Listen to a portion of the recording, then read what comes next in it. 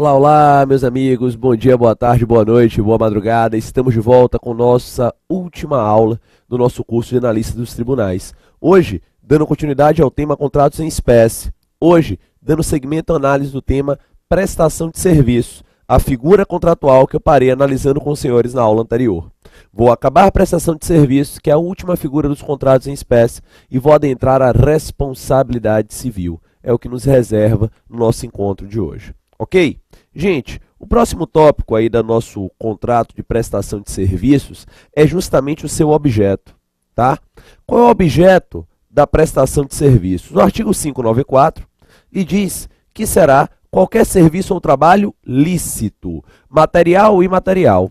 Perfeito. Qualquer serviço ou trabalho lícito, material ou imaterial. Pode ser uma prestação de serviço, por exemplo, de uma aula, que é um serviço imaterial, que é o que eu estou fazendo aqui agora. Pode ser uma prestação de serviços mais material, como, por exemplo, a execução de uma determinada obra certa, e aí se assemelhando mais ao ramo da empreitada. Mas, enfim, pode ser um serviço material ou pode ser um serviço imaterial. Professor, é possível que eu contrate alguém, Luciano, e não coloque lá na sua carteira de trabalho qual é o serviço que ele está prestando, né, no seu contrato, melhor dizendo, de prestação de serviço, já que não é relação de emprego. É possível que eu contrate alguém, coloque lá no seu contrato de prestação de serviço que não há nenhum serviço específico para ele prestar. Como é que isso funciona? É possível. Existem algumas pessoas que são auxiliares de serviços gerais, né? Auxiliares de assuntos aleatórios ou auxiliares de serviços gerais. É aquele famoso faz tudo. O cara tem um contrato de prestação de serviço e não tem nenhuma cláusula descrevendo no contrato dele nada sobre o seu objeto de execução.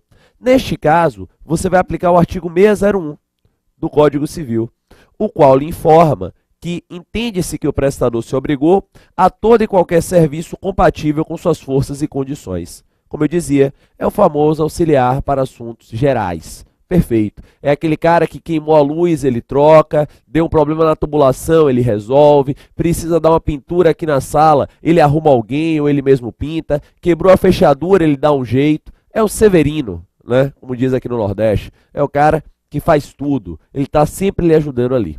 Remuneração, nosso próximo tópico.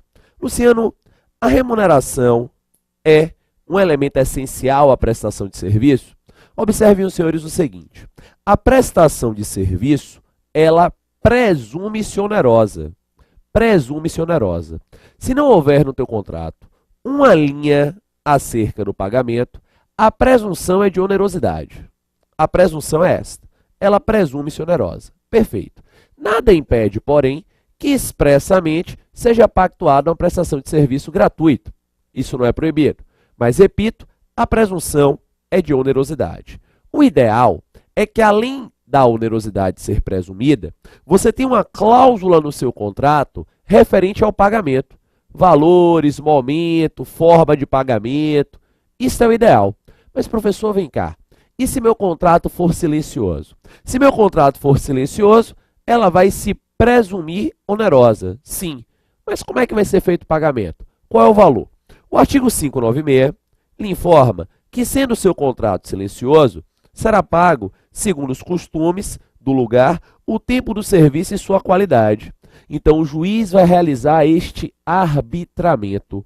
O magistrado vai arbitrar, segundo os costumes do local, tempo do serviço e a sua qualidade. Perfeito. Além disso, senhores, se o teu contrato não consignar o momento do pagamento, o artigo 597 informa que, em tese, o pagamento se dá após a prestação do serviço.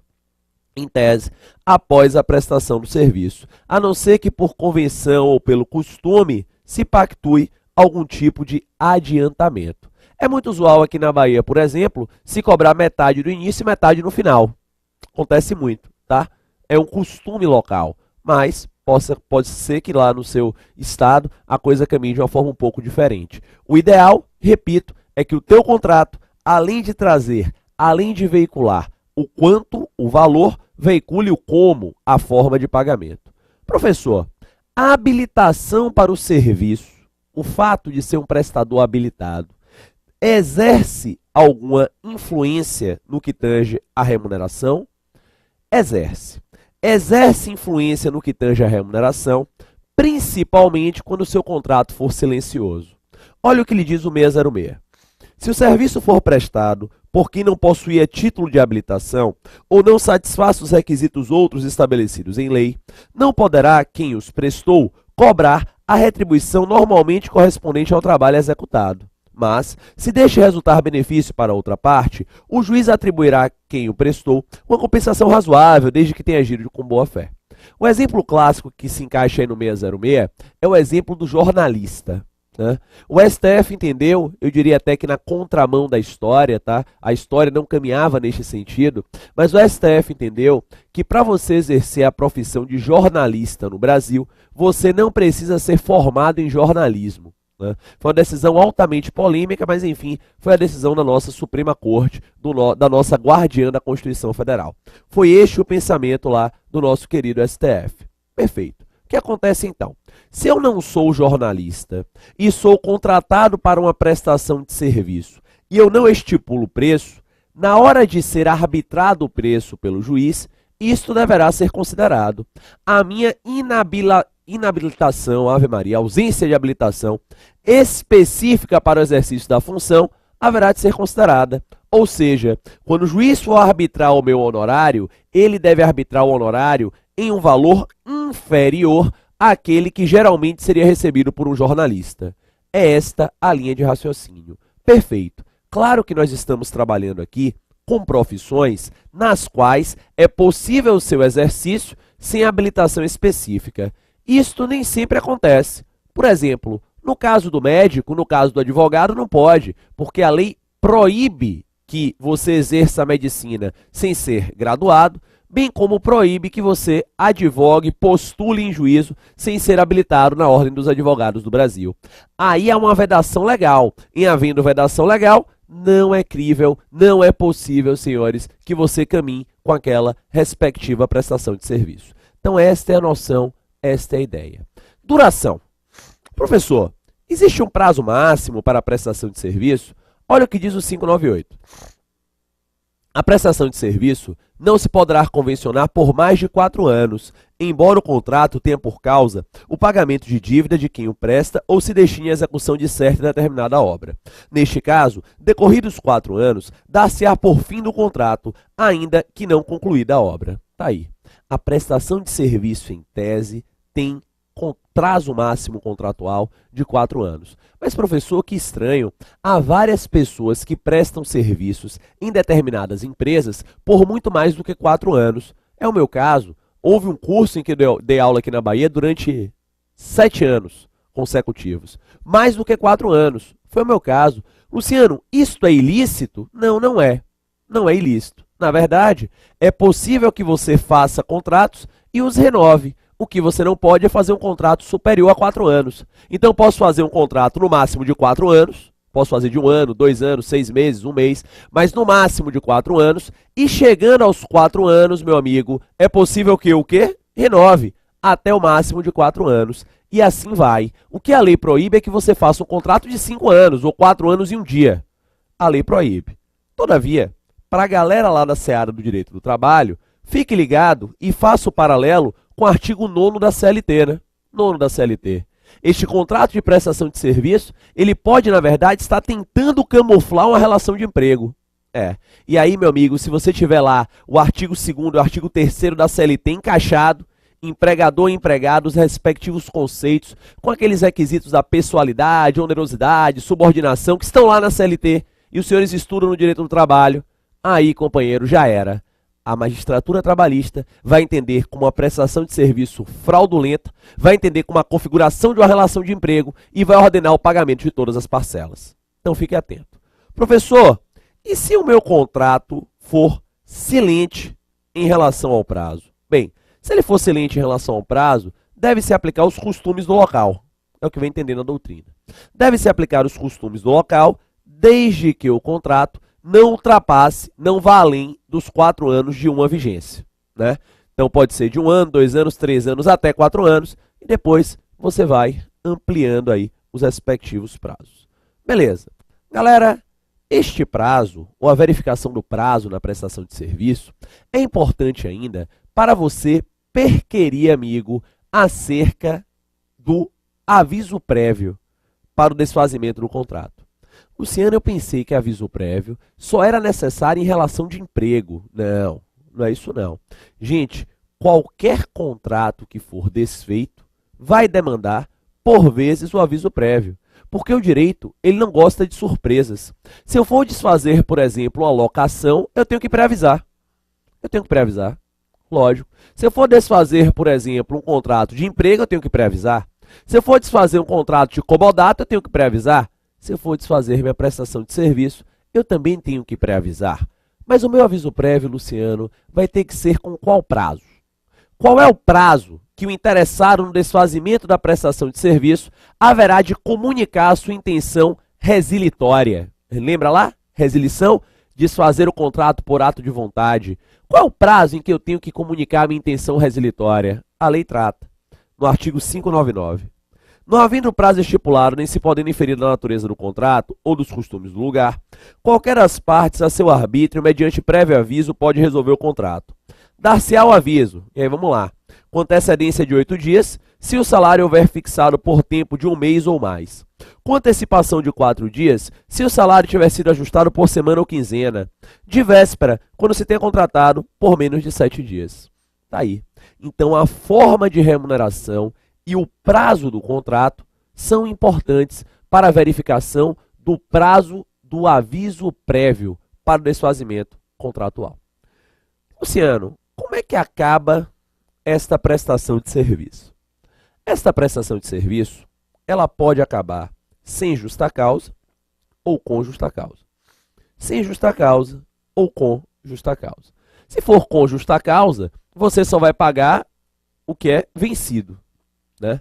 Com justa causa, você só vai pagar o que é vencido. Lógico, se o cara trabalhou, o cara tem que receber.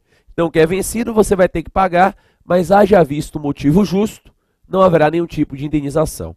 Se for, porém, sem justa causa, o artigo 603 informa que a outra parte será obrigada a pagar por inteiro a retribuição vencida e metade das vincendas. Por inteiro a retribuição vencida e metade das vincendas. Vamos entender isso aqui. Imaginando que o teu contrato de prestação de serviço é um contrato de 5 anos e que você já tinha trabalhado 2 anos,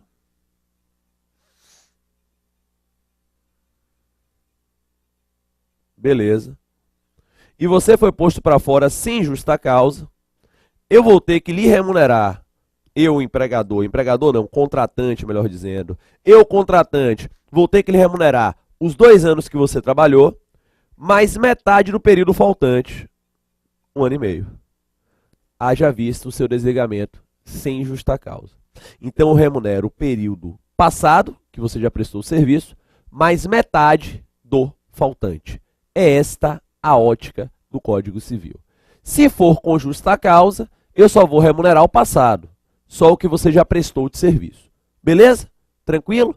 Professor, e se minha prestação de serviço não tiver um prazo certo? Tá? Imagina, Luciano, que ela não tem um prazo certo. Ela não tem um prazo fechado.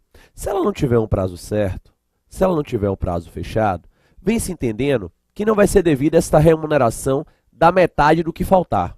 Sabe por quê? Porque se ela não tem um prazo certo, se ela não tem um prazo fechado, ela não criou uma real expectativa de que seria mantida até uma determinada data. Não, ela não criou essa real expectativa. Então vem se entendendo de que não se deve aplicar esta regra. Ao final da prestação de serviço, o prestador de serviço ele tem direito de exigir do contratante, que é o tomador do serviço, né, como você viu comigo na aula passada, lá do tomador do serviço, lá do contratante, ele tem direito de exigir uma declaração escrita.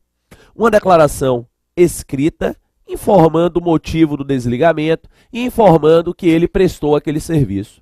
Para ele fazer o portfólio dele, né? Ó, Luciano esteve aqui, prestou o serviço com hombridade, com lealdade, com honra, cumpriu completa por inteiro e por completa a sua prestação de serviço. Beleza, tranquilo. É possível, sim, para que eu faça o meu portfólio. E aí eu tenho ali né, na minha empresa um portfólio de serviços que eu já prestei. É porque quando você é empregado de alguém e você quer mostrar referências, basta você mostrar a sua carteira de trabalho, né? Quando você é prestador de serviço, não tem nada na carteira de trabalho. Então eu preciso lá das cartas de referências dos meus ex-prestadores de serviços. Beleza? Para fechar a prestação de serviço, fica ligado no artigo 608.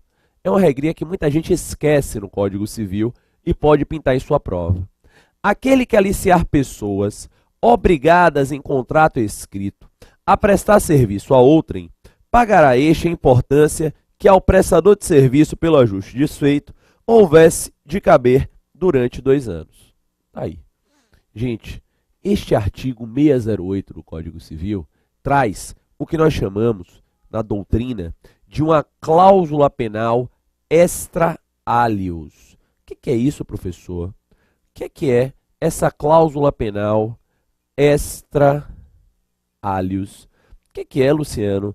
A cláusula penal extra alios é aquela que vai além das partes contratantes.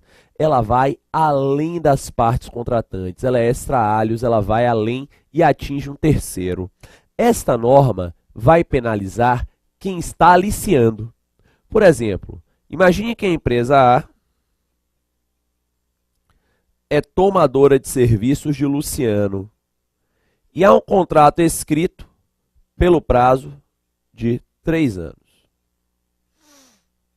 Então, a empresa A é tomadora de serviços de Luciano e há um contrato escrito pelo prazo de 3 anos. Perfeito. Imagine que a empresa B, após 1 ano do início do contrato de Luciano com a empresa A, consegue aliciar Luciano.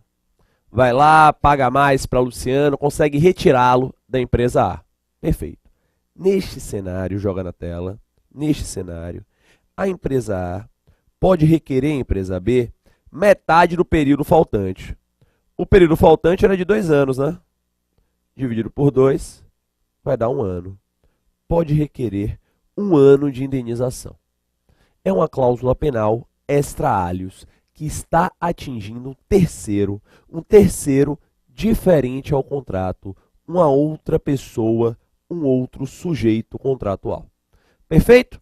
Gente, este foi o nosso contrato de prestação de serviço. Traçamos aí as principais questões relacionadas à prestação de serviço, bem como vencemos lá na aula passada as outras figuras contratuais em espécie. Seguindo com o nosso roteiro, eu vou entrar agora no nosso próximo tópico, que é a responsabilidade civil. Começando com introdução e espécies. Gente, segundo o festejado Aguiar Dias, extremamente festejado Aguiar Dias, toda conduta humana ou toda manifestação humana, diz o Aguiar Dias, traz em si a problemática da responsabilidade civil. Toda conduta humana traz consigo a problemática da responsabilidade civil. Por que isso? Porque toda conduta humana, ela é capaz de gerar danos, sim.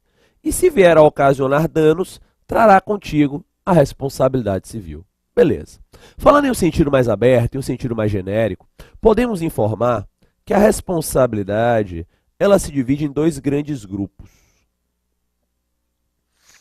Responsabilidade moral e responsabilidade jurídica.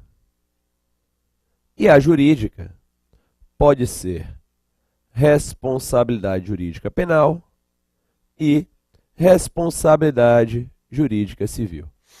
Então, a responsabilidade se divide em 2 grandes grupos, moral e jurídica. Jurídica penal e jurídica civil.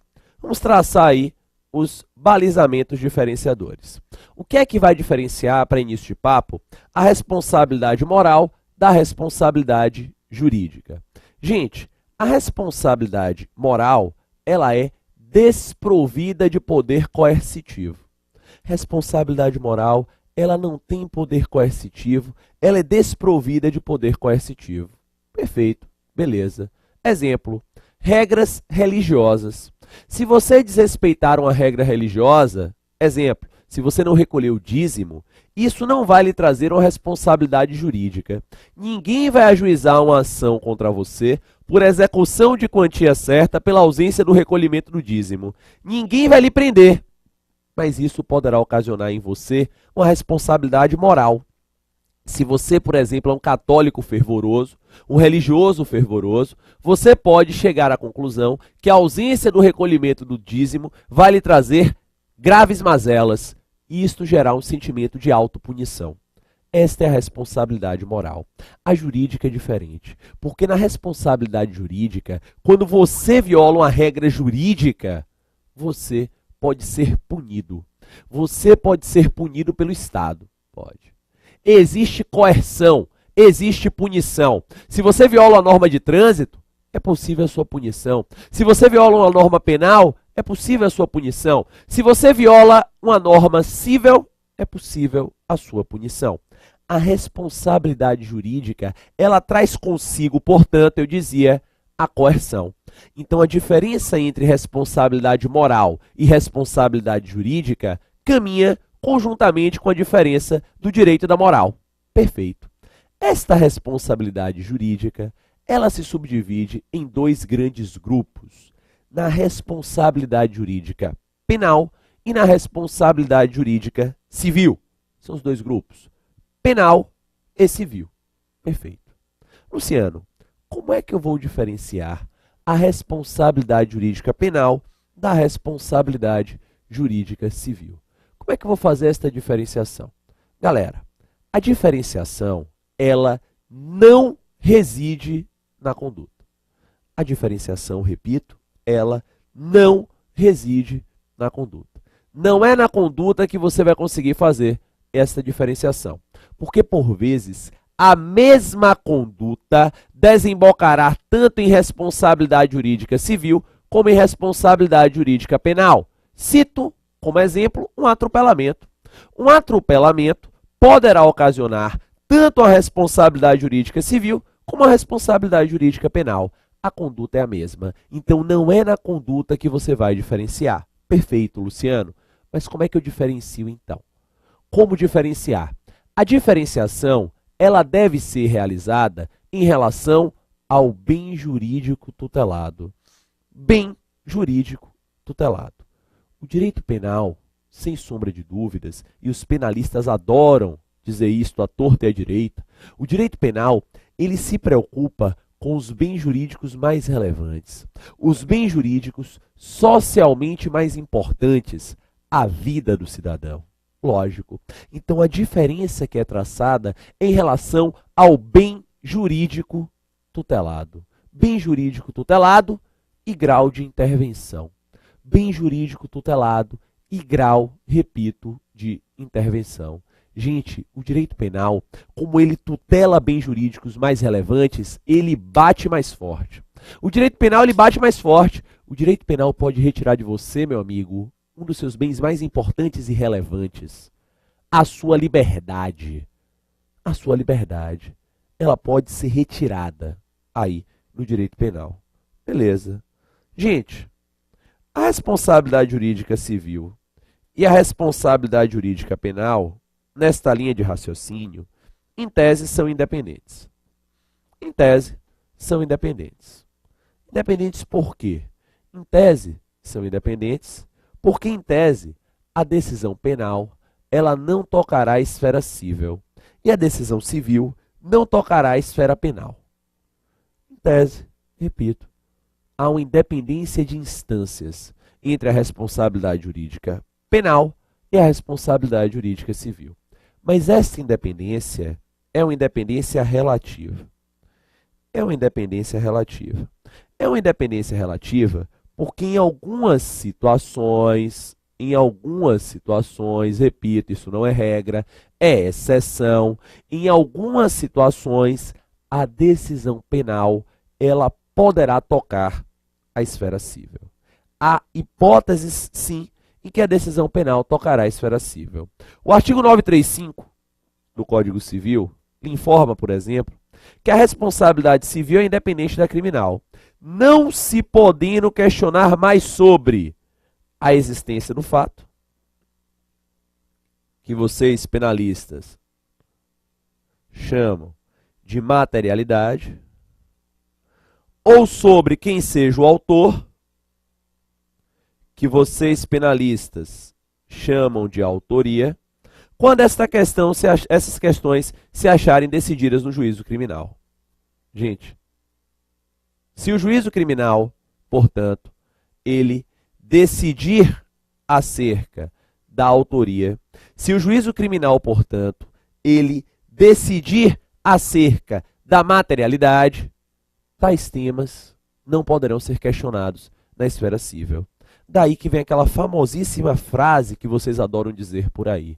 Negativa da autoria e ausência da materialidade, decididas na esfera criminal, tocarão a esfera civil. Perfeito, beleza. Além disto, o 65 do Código de Processo Penal lhe informa, senhores, que o reconhecimento de excludentes na seara penal também tocará a esfera civil.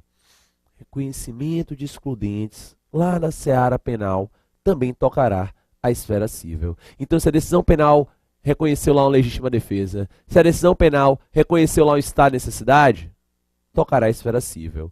Isto não quer significar que cá na esfera civil não haverá pagamento de indenização. Não quer dizer isso não, viu? A gente vai ver mais na frente. Nem todo excludente penal é excludente civil.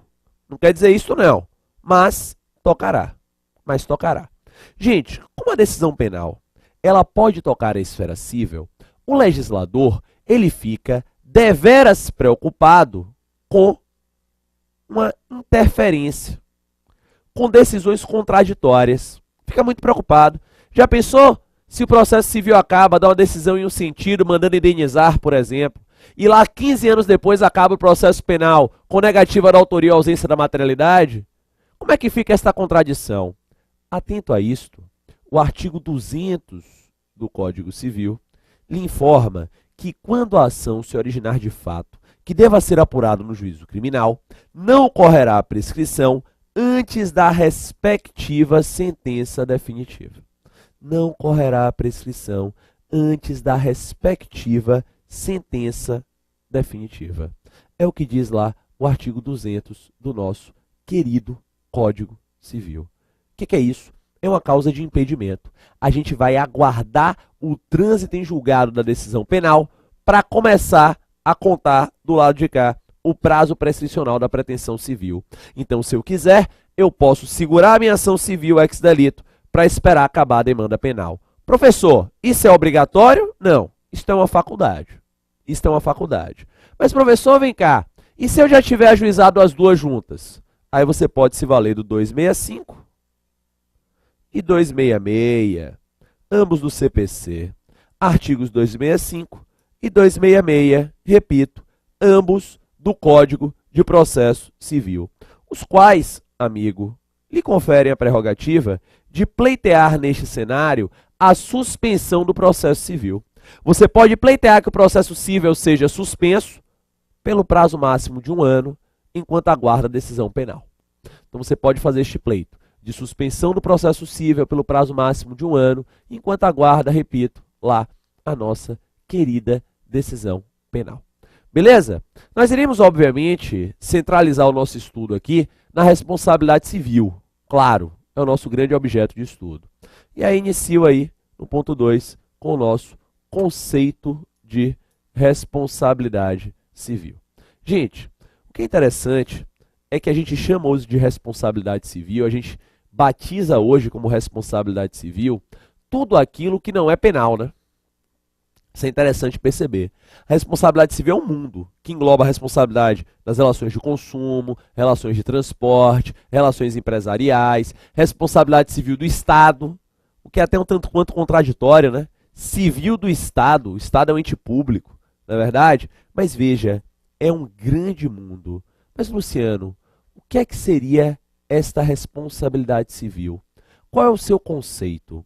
Bem, em um conceito rasteiro, didático, acessível para a prova, é possível informar que a responsabilidade civil é imputar ao lesante as consequências da sua conduta danosa. imputar ao lesante as consequências da sua conduta danosa com o dever de indenizar. Então, imputa ao lesante as consequências de sua conduta danosa com o dever de indenizar. Mas, Luciano, como é que a gente imputa isso? Há um mecanismo da responsabilidade civil? É o que veremos no segundo bloco. Até daqui a pouco.